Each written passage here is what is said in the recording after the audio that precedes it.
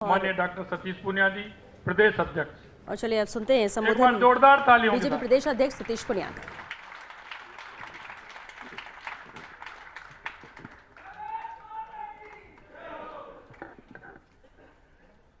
तालियां जोरदार नहीं थी तो नड्डा जी के स्वागत में जोरदार तालियां होनी चाहिए।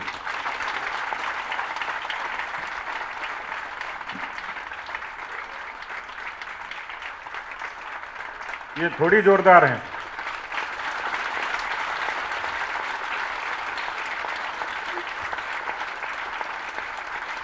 बोलिए भारत माता की, भारत माता की, भारतीय जनता पार्टी जिंदाबाद, बीजेपी जिंदाबाद, नरेंद्र मोदी जिंदाबाद, जेपी नड्डा जिंदाबाद, सारे नेता जिंदाबाद, सारे कार्यकर्ता जिंदाबाद, बीजेपी जिंदाबाद। आज के इस गरिमापूर्ण कार्यक्रम में प्रदेश भारतीय जनता पार्टी की प्रदेश कार्य समिति में हम सब के बीच में विशेष रूप से उपस्थित पार्टी के माननीय राष्ट्रीय अध्यक्ष जेपी नड्डा साहब, प्रदेश के प्रभारी सांसद और राष्ट्रीय महामंत्री हम सब के चिर परिचित आदरणीय अरुण सिंह जी, राजस्थान की पूर्व मुख्यमंत्री भैरव सिंह शेखावत जी ने जिस राजस्थान को बीमारू राज्य से विकासशील प्रदेश की श्रेणी में खड़ा किया, उसी विरासत को आपने विकसित राजस्थान के रूप में विकसित किया। ऐसे हमारी आदरणीय वसुंधरा जी, जिनकी उम्र और आवाज में बहुत बड़ा विरोधाभास है। जब मंच पे और सदन में बोलते हैं तो लगता है कोई 35 वर्ष का नौजवान बोल रहा है, लेकिन ऐसे हमारे श्रद्धेय नेता प्रतिपक्ष आदरणीय गुलाब चंद कटारिया जी, उपनेता आदरणीय राजेंद्र राठौड़ जी, अभी राजस्थान में बहुत सारे हमारे विधायक और सांसद कई जगह केंद्र की अनेक योजनाओं के उद्घाटन के लिए जाते हैं। इस पूरे देश भर में 2024 में मोदी जी के नेतृत्व में जिन्होंने घर घर नल पहुंचाने का संकल्प लिया, ऐसे हमारे जल शक्ति मंत्री आदरणीय गजेंद्र सिंह जी, हम सब के ही परिचित और बीकानेर की आवाज, लेकिन आजकल पौंडीचेरी में भी मारवाड़ी में भाषण देते हैं, ऐसे हमारे अर्जुन भेगवाल जी, हम सब के संरक्षक, बहुत सारे मेरी उम्र के लोग जिन्होंने युवा राजनीति से अपने जीवन की शुरुआत की, ऐसे हमारे पथ प्रदर्शक, सम्मान के योग्य आदरणीय ओमजी भाई साहब, आदरणीय चंद्रशेखर जी, भाई कैलाश चौधरी जी। कैलाश जी की उम्र पे मत चले जाना, आपने इनको बोलते हुए सुना होगा। हमारे कनकमल कटारा जी, पूर्व अध्यक्ष आदरणीय अशोक परनामी जी, पूर्व अध्यक्ष आदरणीय अरुण चतुर्वेदी जी, राष्ट्रीय मंत्री आदरणीय अलका जी, भारती बहन जी, हाँ मुझे दिखी नहीं उधर से, मेरी गलती होगी, इस गलती पे ताली बजा सकते हो। आदरणीय भारती बहन जी जो हमारी सह प्रभारी भी हैं, और मुझे पता लगा कि पन्ना प्रमुखों की योजना का विस्तार से वर्णन आपके बीच में किया है। हमारे प्रदेश के उपाध्यक्ष और चित्तौड़ के सांसद भाई सीपी जोशी जी, और जिन्होंने पार्षद से सांसद का सफर तय किया, ऐसे हमारे राजेंद्र गहलोत जी। आदरणीय अध्यक्ष जी, मैं क्षमा चाहता हूं कि आज विलंब हुआ और मैं सब कार्यकर्ताओं से भी माफी चाहूंगा। यहां पर उपस्थित सभी सांसदगण, विधायकगण, प्रदेश के पदाधिकारीगण, जिलाध्यक्षगण, जिला प्रभारीगण और कार्य समिति के सभी सदस्यगण, जिला प्रमुख, मेयर, ये प्रदेश की पहली कार्य समिति, आप सब लोग पधारे, लेकिन इस विलंब के लिए मैं क्षमा चाहूंगा। मुझे अंदाज नहीं था कि आदरणीय नड्डा जी के लिए हमारे सभी मोर्चों के, पार्टी के सभी विधानसभाओं के, जयपुर शहर के इतने जोश के साथ उनका स्वागत करेंगे, और उस विलंब का कारण भी वही था। आदरणीय अध्यक्ष जी, ये वो समूह है जो अलग अलग उम्र के हैं, अलग अलग रंग के हैं, अलग अलग भौगोलिक परिस्थितियों से आते हैं, अलग अलग जिम्मेवारी पर हैं। भले ही राजस्थान में हम लोग विपक्ष में हैं, लेकिन बूथ से लेकर जिला तक एक मजबूत संगठन को अपने परिश्रम के पसीने से खड़ा करने में इस मेरे समक्ष सामने बैठे इस समूह ने साबित किया है। सरकार जब विपरीत विचार की होती है तो कई चुनौतियां होती हैं, और उस चुनौती से आप अच्छे तरीके से वाकिफ हैं कि राजस्थान की सरकार कितने दमन पर उतरी है कि आदरणीय अध्यक्ष जी पर भी राजस्थान के कई थानों में मुकदमे दर्ज हैं, सैकड़ों कार्यकर्ताओं पर। और पिछले दिनों आपने देखा, लगातार मुझे कल सूचना मिली कि रावत भाटा में बीएमएस के कार्यकर्ताओं पर लाठीचार्ज हुआ। राजस्थान विश्वविद्यालय के द्वार पर एनएसयूआई के गुंडों ने हमला किया। जोधपुर विश्वविद्यालय में विद्यार्थी परिषद के कार्यकर्ताओं पर हमले हुए। पूरे प्रदेश भर में दमन चक्र चला है। मैंने सत्ता के मद में डूबी ऐसी अहंकारी सरकार आज तक नहीं देखी। लेकिन आदरणीय अध्यक्ष जी, इन सब के परिश्रम के बूते पर विगत दिनों पंचायती राज के चुनाव हुए। 4.5 करोड़ मतदाता राजस्थान में हैं। 2 करोड़ 41 लाख मतदाता उसमें शामिल थे, और भारतीय जनता पार्टी को पंचायती राज चुनाव के इतिहास में पहली बार विपक्ष के नाते 21 में से 14 स्थानों पर जिला परिषद जीतकर हमारे इन सब लोगों ने अपना दमखम दिखाया है।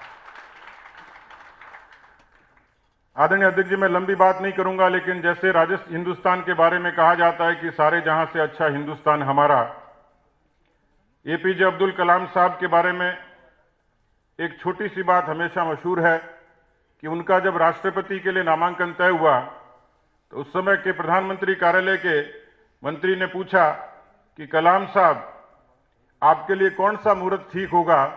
बेहद खूबसूरत जवाब दिया। उन्होंने कहा कि मैं एक मछुआरे के घर में पैदा हुआ और पूरे विश्व के सबसे बड़े लोकतंत्र का मुखिया बनूंगा। ये सौभाग्य कहीं मिल सकता है तो भारत की धरती पर पैदा होने पर ही मिल सकता है। ऐसी खूबसूरत भारत की धरती, और हम सब का सौभाग्य है कि इस धरती पर आज विश्व के सबसे बड़े राजनीतिक संगठन के मुखिया के तौर पर आप राजस्थान में पधारे हैं। राजस्थान वो धरती है जहां जीवन उत्सव है। Rajasthan where life is celebration. रंग बिरंगी धरती, अनेक किस्म की भाषा, संस्कृति, बोली, और इस विरासत को शक्ति और भक्ति की धरती कहें तो अतिशयोक्ति नहीं होगी। मैं अपने आप को गौरवान्वित महसूस करता हूं कि मैं अर्ध मरुस्थल के एक छोटे से गांव में पैदा हुआ, एक साधारण किसान के घर पर पैदा हुआ, और आज मैं जिस मंच पर खड़ा हूं उस मंच पर कोई ये सौभाग्य दे सकता, आशीर्वाद दे सकता है तो केवल भारतीय जनता पार्टी है, जो मुझ जैसे कार्यकर्ता पर भरोसा कर सकती। आदरणीय अध्यक्ष जी, इस सभागार का नाम स्वर्गीय भैरव सिंह शेखावत जी के नाम से है। इस राजस्थान की राजनीति में उस अजात शत्रु को कौन भूल सकता है जिन्होंने पंडित दीनदयाल उपाध्याय जी के अंत्योदय की प्रेरणा को कागजों से जमीन पर उतारा और काम के बदले अनाज योजना लागू करके इस राजस्थान के गरीब को न्याय दिया। राजस्थान की धरती पर सुंदर सिंह भंडारी जी के योगदान को कौन भूल सकता है। और मैं जिस अध्यक्ष के नाते आपके बीच में खड़ा हूं, स्वर्गीय जेपी माथुर साहब, स्वर्गीय ललित किशोर चतुर्वेदी जी, स्वर्गीय रामदास अग्रवाल जी, स्वर्गीय रघुवीर सिंह कौशल जी, स्वर्गीय भंवरलाल शर्मा जी, अभी आपने जिस प्रदर्शनी का उद्घाटन किया वो सहज रूप से उनको हम सब लोग भाई साहब ही कहते थे, स्वर्गीय भंवर जी भाई साहब। ऐसे हमारे बीच में आज भी अवस्था के बाद भी जिनके दिल में पार्टी बसती है, ऐसे हमारे हरिशंकर भाबड़ा जी,